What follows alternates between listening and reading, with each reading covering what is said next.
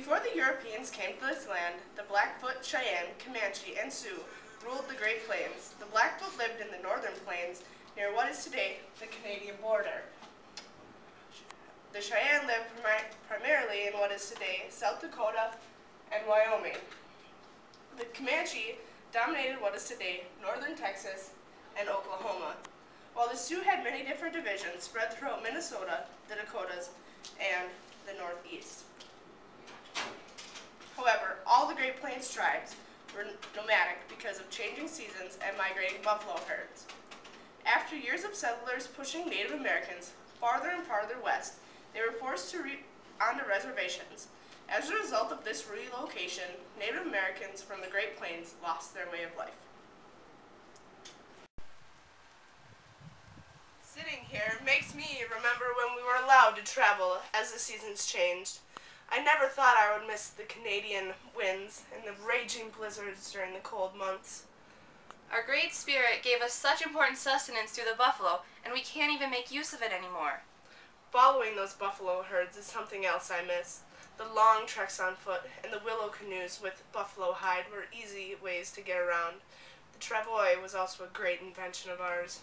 Yes, they were very helpful moving our teepees. I miss the old teepees. Those buckskin teepees were perfect. They were warm in the winter yet cool in the summer. The opening let the smoke out and kept the rain out. Our buffalo hide clothes were even better. The men dressed in their breechcloths and pants and shirts so finely decorated with quills, their feather headdresses perched on their heads, and the women so elegant in their dresses and buffalo moccasins. The buffalo were not only good for clothing, but we used their bones for utensils and weapons, their intestines for making water bags, and most importantly, their meat for food. Along with the buffalo, I remember hunting and consuming deer and elk. Or when we would grow food along the banks of rivers, but more often than not, we would gather wild-growing corn, beans, and squash to eat. And oh, the powwows we held with all the food, or the sun dances, starving for days, watching the men pierce their chests with wooden skewers, staring up at the sun god. Then, when night fell, we communicated with our ancestors by dancing the ghost dance, the medicine man smoking from the medicine pipe given to us by the white buffalo woman, receiving visions from the gods. I'll always remember when our men would go out on raids. They'd come back with scalps, loot, and goods. Oh, how brave. And the war dances afterwards as we counted coop.